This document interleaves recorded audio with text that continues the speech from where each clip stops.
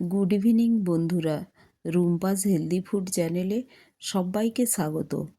আজ আমি আপনাদের জন্য বানিয়েছি বাদশাহী পাবদার রেসিপি। তো বাজার থেকে 1 কিলো মতো পাবদা মাছ নিয়ে এসেছি। তো এইভাবে দেখুন কত ফ্রেশ মাছগুলো। তো পাবদা মাছগুলোকে আমি ভালো করে ক্লিন করে নিলাম। আর এগুলো বাছার কোনো সমস্যাই নেই, কারণ এতে কোনো আঁশ থাকে না, শুধু স্টোমাকটা আর মুখের কাছে যে শুঁড়টা থাকে ওই পেটটা কেটে স্টোমাকটা বের করে দিয়ে ওর শুঁড়গুলো কেটে দিলেই এটা বাছা হয়ে যায়। তো মাছগুলো আমি গোটা গোটাই রেখেছি, এখন ধুয়ে লবণ হলুদ মাখিয়ে নিলাম। এটা একটু জল ঝরা পর্যন্ত আমি ওয়েট করব, 5 মিনিট এটা রেখে দিয়েছিলাম। তো এখন দেখুন জলটা ঝরে গিয়েছে।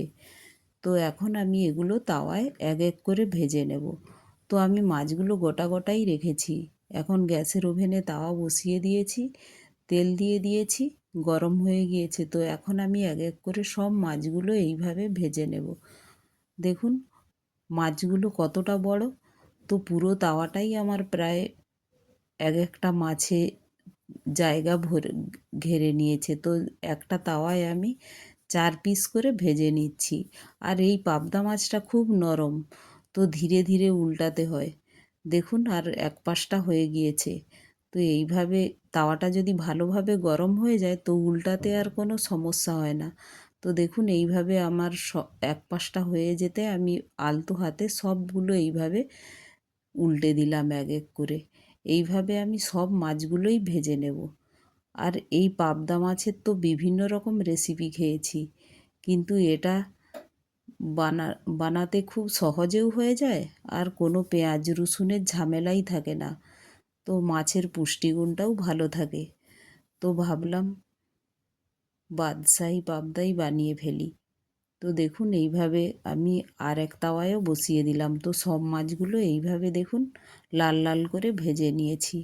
আর বাদশাহী পাবদার জন্য নিয়েছি টক দই, চারমগজ, পোস্ত, কাজু, আমন্ড, এগুলো একসাথে আমি গ্রাইন্ডার করে নেব।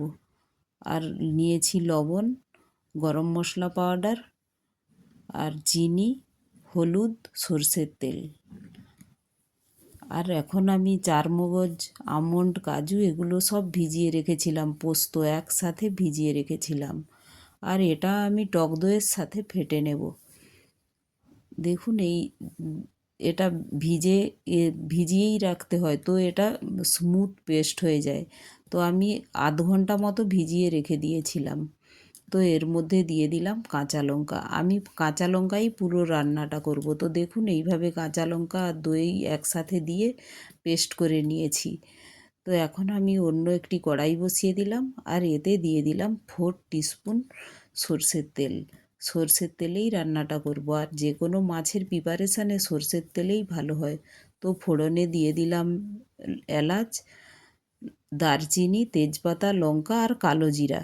কালো জিরাটাই এটার বাদশাহী পাবদায় কালো জিরাটা দেখতেও ভালো লাগে আর টেস্টটাও একটু ভালো আছে। তো এখন এর মধ্যে ওই পেস্ট করা মশলাটা দিয়ে এর মধ্যে দিয়ে দিলাম হলুদ। আর এটা দেখুন কন্টিনিউ নাড়তে হবে, যেহেতু বাদাম দেয়া আছে তো এটার নিচে বসে যাওয়ার টেন্ডেন্সি কন্টিনিউ থাকে। তো এটা কন্টিনিউ এইভাবে ধীরে ধীরে নেড়ে নেড়েই রান্না করতে হবে। তো এখন দিয়ে দিলাম মশলা ধোয়া জলটা।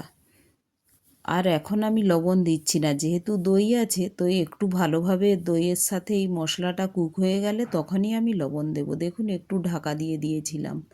তো এখন দেখুন একটু মশলাটা কুক হয়ে গিয়েছে। তো বেশিক্ষণ আমি ঢাকি না, 2 মিনিটের মতো ঢেকেছিলাম। আর বেশিক্ষণ ঢাকলে নিচের মশলাটা লেগে গিয়ে পুড়ে যাওয়ার ভয় থাকে। তো খুব তাড়াতাড়ি আপনারা এটা নাড়তে থাকবেন। তো এখন এর মধ্যে দিয়ে দিলাম সামান্য লবণ, স্বাদ মতো লবণ দিয়ে এটা আরেকটু আমি জল দিয়ে দিলাম। আমি একটু গ্রেভি গ্রেভি বানাচ্ছি, তাই আরও একটু জল দিয়ে এটা আরেকটু কুক হতে দেব, ঢেকে দেব এটা। আর যেহেতু এটা বাদশাহী পাবদা, তো একটু গ্রেভি গ্রেভি থাকলে গরম ভাতের সাথে খুব ভালো লাগে এটা। দেখুন এইভাবে ফুটে উঠেছে। একটু ঢাকা দিয়ে দিয়েছিলাম 2 মিনিটের মতো, তাতেই এটা এইভাবে ফুটে গিয়েছে। এই সময় এর মধ্যে আমি এক এক করে ভেজে রাখা পাবদা মাছগুলো দিয়ে দেব। দেখুন সব মাছগুলো গোটা গোটা আছে, আর এতে দেখতেও খুব সুন্দর লাগবে। আর আপনারা এগুলো খুব ধীরে ধীরে করবেন, কারণ পাবদা মাছ খুব নরম হয়। ভাজার পরেও এটা দেখছি খুব একটা শক্ত হয় না তো, আর টেস্টটা এত সুন্দর হয় কি বলবো। এই সময় এর মধ্যে দিয়ে দিলাম চিনি, আর দিয়ে দিলাম গরম মশলা পাউডার। আর দেখুন দই, যেহেতু দই আছে তো একটু চিনি দিয়ে এটা করলে একটু খুব ভালো লাগে। তো আমি খুব কম পরিমাণেই, দেখছেন একটুই চিনি দিয়েছি তো আর এর মধ্যে দিয়ে দিলাম কুচিয়ে রাখা ধনেপাতা। আর দেখুন একটু বেশি নাড়াচাড়া করতেই মাছগুলো একটু ফোল্ড ফোল্ড হয়ে যাচ্ছে, ভেঙে ভেঙে যাওয়ার মতো ফোল্ড হয়ে যাচ্ছে। তো আমি একটু হালকা নাড়াচাড়া করেই গ্যাসটা বন্ধ করে দিয়েছি। আর এখন দেখুন 2 মিনিট রেখে দিয়েছিলাম, কত সুন্দর হয়ে গিয়েছে। একটা মাছ আপনাদের খুন্তির সাহায্যে তুলে দেখাচ্ছি কতটা সফট হয়েছে। আর অবশ্যই একবার বানিয়ে খাবেন এভাবে। আর আমার রেসিপিগুলো ভালো লাগলে একটি লাইক, শেয়ার ও সাবস্ক্রাইবও করে দেবেন। Thank you.